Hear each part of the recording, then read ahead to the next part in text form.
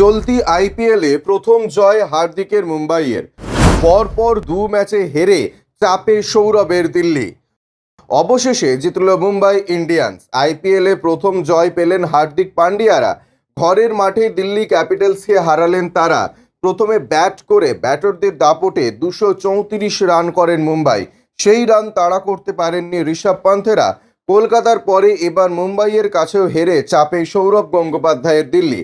টসে জিতে প্রথম বল করার সিদ্ধান্ত নেন দিল্লির অধিনায়ক পান্থ, কিন্তু তার আশানুরূপ শুরু করতে পারেননি দিল্লির বোলাররা। পাওয়ার প্লেতে মারমুখী মেজাজে ছিলেন রোহিত ও ঈশান। বড় শট খেলছিলেন তারা। পাওয়ার প্লেতে উঠে 75 রান। রোহিতকে দেখে মনে হচ্ছিল ফর্মে ফেরার জন্য এই ম্যাচ বেছে নিয়েছেন, কিন্তু অর্ধশতরান হলো না রোহিতের। 27 বলে 49 করে অক্ষর প্যাটেলের বলে আউট হয়ে যান রোহিত। 6টি চার 3টি ছক্কা মারেন তিনি। চোট সারিয়ে দীর্ঘদিন পরে খেলতে নামেন সূর্যকুমার যাদব, কিন্তু প্রত্যাবর্তনে রান পেলেন না তিনি। 2 বল খেলেই 0 রানে আউট হন তিনি। রোহিত আউট হওয়ার পর ঈশানের দায়িত্ব দ্রুত রান তোলার। 23 বলে 42 রান করেন। অক্ষরের এক হাতে ধরা ক্যাচ ধরে ফেলেন ঈশান।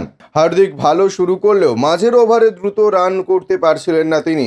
তিলক বর্মাও 6 রান করে আউট হয়ে যায়। একটা সময় মনে হচ্ছিল 200 রান করতে সমস্যায় পড়বে মুম্বাই।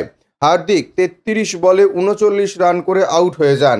সেখান থেকে দলকে টানেন ডেভিড ও শেফার্ড। শেষ 4 ওভারে 84 রান করে মুম্বাই। দুই ব্যাটারের বড় শট খেলছিলেন। ডেভিড 21 বলে 42 রান করে অপরাজিত থাকেন। শেষ ওভারে পুরোটাই খেলেন শেফার্ড। আনরিক নখিয়েকে 4টি ছক্কা 2টি চার মারেন তিনি। শেষ ওভারে আসে 32 রান। শেফার্ডের ব্যাটে মুম্বাই 20 ওভারে 5 উইকেটে 234 রানে শেষ করে। 10 বলে 39 রান করে অপরাজিত থাকেন ওয়েস্ট ইন্ডিজের অলরাউন্ডার। ব্যুরো রিপোর্ট, ইউজে নিউজ।